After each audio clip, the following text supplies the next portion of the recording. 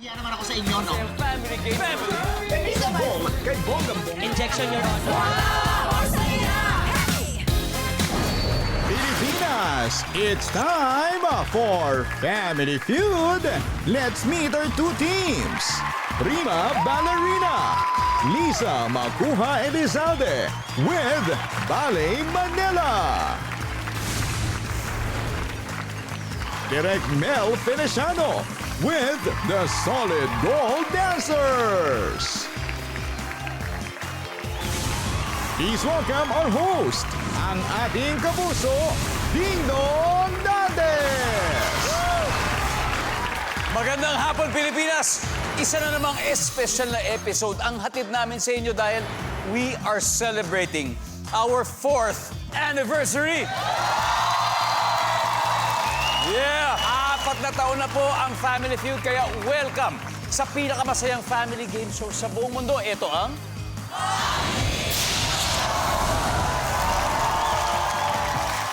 At dahil Family Feud is forever, siguradong forever po ang tawa, forever ang saya dito.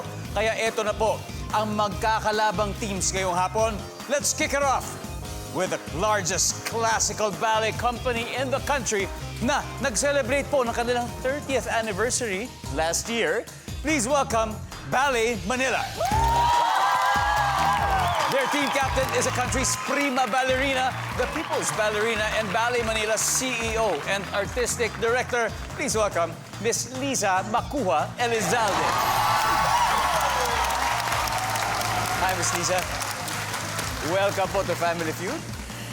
So happy to be here. Very excited. Thank you for having us. Happiness is ours, di ba? For having you. And of course, Miss Lisa, kasama niyo rin po ang inyong family dito sa Family Feud. Yes, my daughter Missy Yes, hi, Missy. and soloist in Ballet Manila, Mr. Rodney Katubay. Hi, Rodney. And another soloist in Ballet Manila, Paeng or Rafael Perez. Hi, Paeng. Miss Lisa, nag-retire po kayo noong 2015. How much do you miss performing?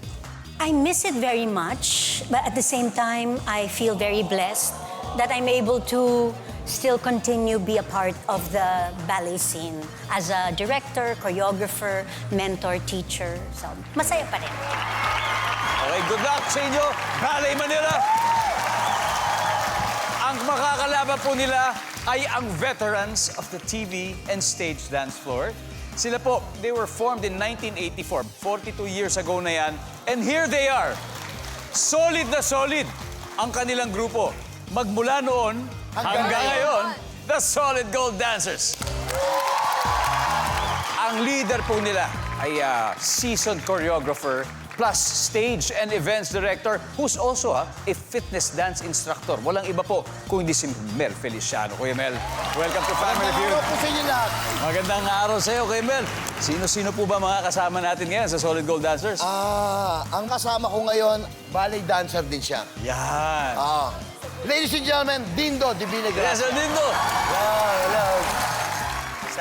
Ang susunod naman, pinakamakinis, pinakamaputi, Snow White, Emily Samson. Hello, Miss Emily. And of course, ang Miss na Botas nung panahon niya. Pero ngayon, Lola Balbotas na siya. Julie Mauro Gutierrez. Yan. Kuya Mel, paano ba nagsimula ito? Yung pangalan ba yung nanggaling sa inyo? Paano naging Solid Gold? Dati Kailan Alma Moreno nagsimula? dancer ako. Dancer ako ni Alma Moreno. Tapos after ni Alma Moreno, medyo nagpahinga siya.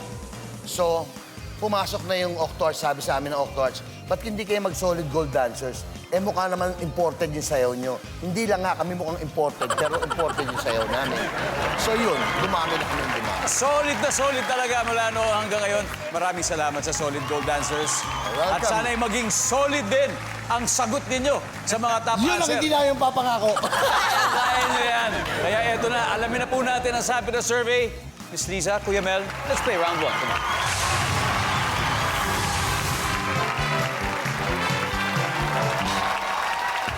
Kamay sa mesa. Good luck!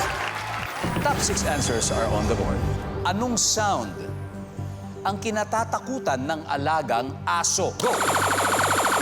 Yes, Kuya Mel. Meow. Meow. Pusa, no? Pusa. Nandyan ba ang pusa? Hindi daw siya natatakot sa pusa. Miss Lisa, anong sound ang kinatatakutan ng alagang aso? Paputok, firecrackers. Nasa stress sila eh. Nagpapanik sila. Good answer! Firecrackers. Miss Lisa, pass or play? Play. Let's play song. Go, Mel. Balik mo na. Si Attorney Missy, she's an animal lover and also a nature lover. So, Missy, anong sound ang kinatatakutan ng alagang aso? Busina ng kotse. Busina ng kotse. Wala. Survey says... Paring Rodney, anong sound ang kinatatakutan ng alagang aso? Kulog. Kulog. Survey says... Yes, sir, Paeng. Anong sound ang kinatatakutan ng alagang aso? Sigaw ng amo. Sigaw ng amo. Nandiyan ba ang sigaw ng amo? Yo! Miss Lisa, anong sound ang kinatatakutan ng alagang aso? Traffic. Traffic. Tingnan natin, baka nandiyan yung traffic. Attorney Missy, sound na kinatatakutan ng alagang aso. Pag may nalaglag na maingay, yun ko. Pag may nalaglag na bagay, di ba? Pag may bumagsak, nandiyan ba yan? Wala. Solid gold. Usap-usap na kayo. Ready? Sound na kinatatakutan ng alagang aso. Pag may mga banda, yung ano ng drum. Drums. O musical instruments. Di ba? Musical instruments. Nandiyan ba yan? Oh. Paeng, pag nakakuha mo to, tapos ang round 1. Anong sound ang kinatatakutan ng alagang aso? Ang sound na kinakatakutan ng alagang aso Ay? ay Sorry guys, naabutan na. Ready na? Solid good. Miss Julie, ano pong sound ang kinatatakutan ng alagang aso? Kalabog. Kalabog. Ng pinto. Kalabog ng pinto. Ito, specific. Ma'am, Fire away! Fire si away! Emily? Pagbahing ng ano. Pagpahing. O pagpahing. Bahing. Kuya Dindo.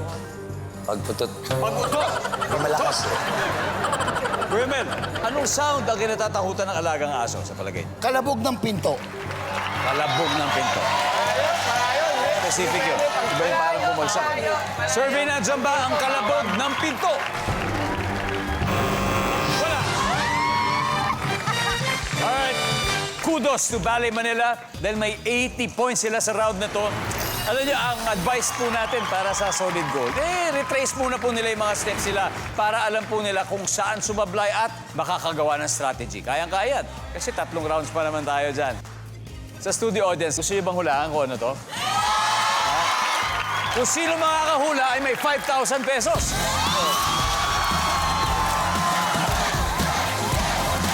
Sino may gusto?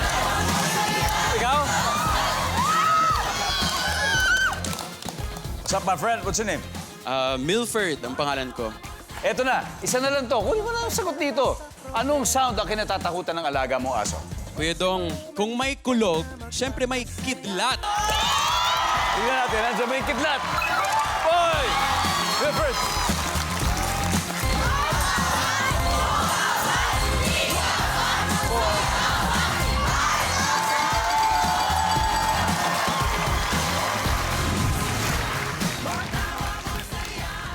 Oh, then totoo, yung sound na kidlat, yung thunder talaga. Nauuna lang yung liwanag. Kaya, pero yan po talaga yung lumabas kasi sa survey. Anyway, alright, and the game continues on Family Feud.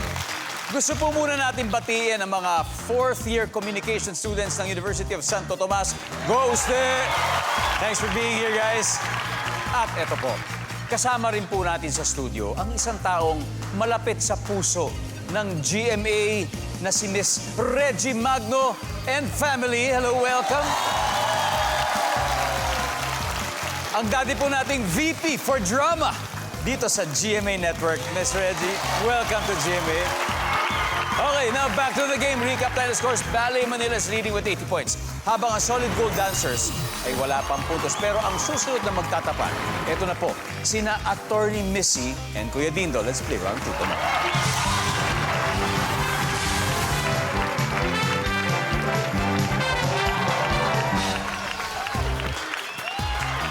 Okay. kamay sa mesa. Top 7 ang hinahanap natin. Pwedeng English, pwedeng Filipino. Magbigay ng hayop na ang pangalan ay nagsisimula sa letter G. Go! Pwede do. Giraffe. Giraffe. Nandiyan ba ang giraffe? Oh. Pwede. May isa pa, Missy. May chance pa to. Pwedeng English, ha? Pwedeng Filipino. Magbigay ng hayop na ang pangalan ay nagsisimula sa letter G. Oh, it's okay. Pwede to, pass or play? Play of Play. Missy, balikan muna. Tara. Eto na. Babawi. Ma'am Emily, pwede pong English, pwedeng Filipino. Magbigay ng hayop na nagsisimula sa letter G. Goat. Goat. Layo! Ang layo nun! Pinalitan na yung spelling nun. Hindi na letter G. Survey says? Yeah. Solid goat. Okay. Pwedeng English o pwedeng Filipino magbigay ng hayop ng pangalan na nagsisimula sa G. Goose. Goose. Survey says? Yeah. Kuya Mel, pwedeng English, pwedeng Filipino magbigay ng hayop na ang pangalan ay nagsisimula sa G. Gorilla. Gorilla. Survey says? Kuya Dindo, pwedeng English, pwedeng Filipino, hayop na ang pangalan ay nagsisimula sa letter G. Garapata. Alam ko parati sinasabi, hayop na garapata yan? Oo. So nandyan ba ang garapata? Miss Emily, pwedeng English, Filipino, hayop na ang pangalan ay nagsisimula sa letter G. Gagamba. Wow. Survey says? Yes. Miss Julie, pwedeng English, pwedeng Filipino, hayop na ang pangalan ay nagsisimula sa letter G. Gamusa. Gamusa. Gamusa, di ba parang ano yun, suede? Gamusa. Survey says? Wala.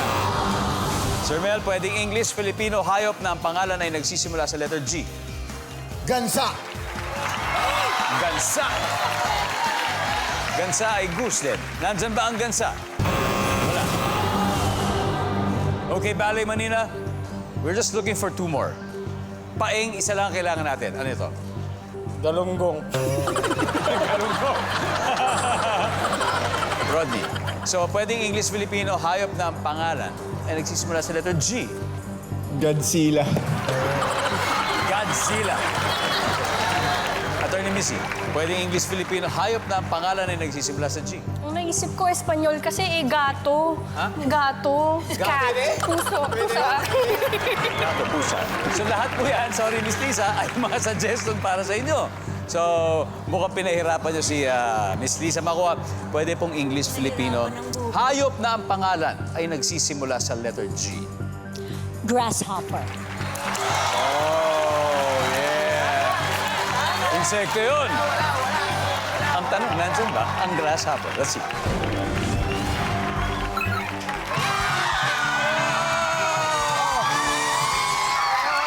Oh! Panalo na naman ang Ballet Manila. Ngayon may 166 points na sila. Solid gold dancers.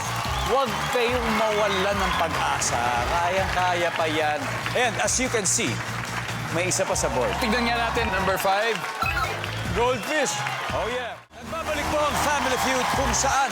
Ito po may face-off ang Ballet Manila led by Miss Lisa Macuja Elizalde at ang Solid Gold Dancers led by Mel Feliciano.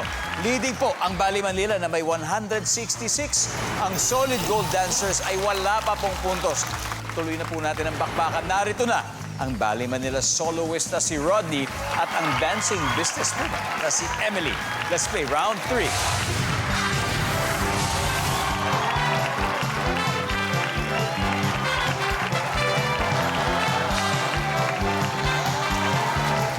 Wow! Alright, good luck po. Kamay sa mesa. Top 6 answers are on the board. Sa social media, ano ang karaniwang pinepeke o binabago ng scammer sa kanyang... Rodney. Pangalan. Pangalan, okay ha. Hindi pa tapos ang tanong ha, pero sinagot mo na. Tatapusin ko na. So, sa social media, karaniwang pinipeke o binabago ng scammer ang kanyang profile para makapanloko. So, tama naman. Tama naman. Pangalan, survey. Pwede pa. Ulitin ko ha. Sa social media, karaniwang pinipeke o binabago ng mga scammer sa kanilang profile para makapanloko. Picture. Picture, di ba? Siyempre, hindi yung totoong picture nila ilalagay nila doon. Yes. Nandyan ba ang picture? Yeah. Miss Emily, pass or play? Play. Eto na, hahabol na. Miss Julie, sa social media, karaniwang pinipeke o binabago ng scammer sa kanyang profile para makapanloko. Address. Address. Nandiyan ba yung address? Yes. Sir Mel, anong binabago ng scammer sa profile niya sa social media para makapanloko? Yan. Kuya Dindo, ano pa kaya? Trabaho. Yung trabaho, occupation. Nandyan ba ang trabaho, occupation? Ah. Yes. Miss Emily, ano pa kaya? Binabago ng scammer sa social media profile niya para makapanloko. Yung telephone number. Telephone number. Survey says, of course. Yan na lang. Miss Julie, to sweep ha. Again ha, sa social media. Anong karaniwang pinipeke o binabago ni scammer sa profile para makapanloko? Birthday. Birthday. Oh. Survey says, wala. One last chance. Kuya Mel. So, isipin nyo ulit sa social media, di ba, pag pinasok mo yung profile ng isang tao, marami yan eh. Marami mga i-input mo na information. Ano kaya yung pinipeke o binabago ng scammer para makapanloko? Location. Location. Di ba? Kung nasan siya? Tiga Pilipinas ba o baka mamaya tiga ibang bansa? Nandiyan ba ang location? Hoy! Okay, Ballet Manila? Wala yan. Wala yan. Paeng, ano sa'yo? Wala yan. Friends, Rodney? Relationship status. Relationship status. Pwede. Attorney Missy, Email address. email address. Final answer, Miss Lisa. Sa social media, karaniwang pinipek o binabago ng scammer sa kanyang profile para makapanloko. Age, edad. Age.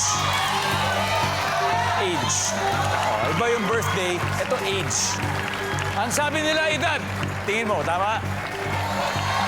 Ang sabi ng survey ay...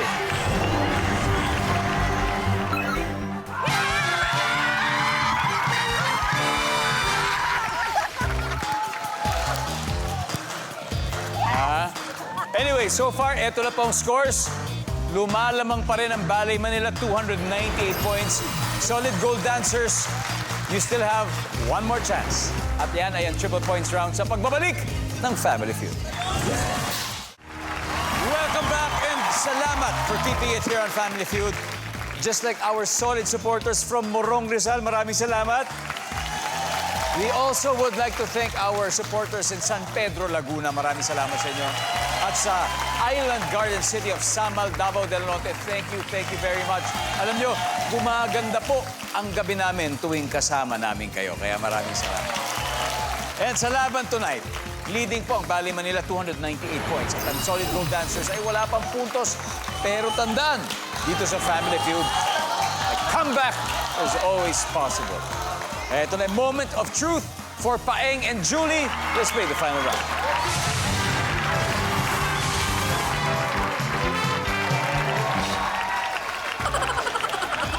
All right, good luck. Whew, may sa mesa. Top 4. Minsan, bakit kailangang i-cancel o i-postpone ang concert ng isang artist? Paeng. Dahil? Dahil meron tong sakit. Tama. Top answer yan. Nandyan ba ang may sakit? Poor. Top answer. Paeng, pass or play? Play. Let's go play the final round. Ito na. Miss Lisa, minsan ba't kailangan i-cancel o postpone ang concert na isang artist? May typhoon. May Dahil bagyo. may typhoon. Or acts of God. Survey? Yes. Missy, bakit kaya minsan kailangan i-postpone ang isang concert ng artist? Walang nabentang tickets. Walang nabentang ticket. Nandiyan ba yan? Yun! Rodney! Please! Bakit naka-cancel kaya isang concert ng artist? Isa na lang to, panalo na kayo. Dahil sa mga technical difficulties. Kagaya na? Kagaya na? May dumating na speaker, ganyan, or di kaya mga wires na talagang hindi kayang ano. Technical difficulty. Nandiyan ba ang technical difficulty? Wala. Paeng, bakit? Bakit pa kaya? Ba't kailangan i-cancel o i-postpone ang concert? Dahil Wala. Usap na kayo. Miss Lisa, minsan, bakit po kailangan i-cancel o i-postpone ang concert ng isang artist? Hindi nakarating dahil sa biyahe, hindi nakarating ang artist. Na-delay yung flight, gano'n. Delayed yung flight. Lalo na for mga international artists. Survey for the win na ba to? Tignan natin. Whoa! Whoa! Alright. Solid gold. Yes. Okay eto ng chance ninyo. You just have to get this right. Kung mali kayo, automatic sa kanila na. Okay. Ready na po, Miss Julie? Bakit po? Kailangan i-cancel o i-postpone ang concert ng isang artist. May kudita tayo. Kudita! Miss Emily, bakit kaya? Pwedeng sa mga costume. Sa costume! Costume. Nasira yung costume. Parang gano'n. Parang gano'n. Pwede. Pwede Indo. Ba't kaya? nategi yung artist. Iba-iba kasi yung sa may sakit, iba yung sa aksidente. Isang tamang sagot lang, Kuya Mel. Bakit kailangan i-cancel o postpone ang concert ng isang artist? Baka may sarili din kayo sagot. You got 3 seconds. Kudita, political problem. Kudeta or isang political disturbance. Survey says, boom! Wala! Okay. Wala. Anyway, tignan natin. Ano ba to? Number 4. Let's see. Hindi binayaran ng artist. At dahil dyan ang ating final score, Ballet Manila 592. Solid gold dancers. Thank you very much. Thank you. That was close. Julie, maraming salamat. Thank you very much. Gadindo? Thank you, Kuya Thank you very much. May 50,000 pesos pa rin po ang Solid Gold. Maraming salamat sa inyo. Thank you. And here we go, Miss Lisa. Congratulations pala. You've just won 100,000 pesos. Miss Lisa, sino po maglalaro sa Fast Money para sa inyo?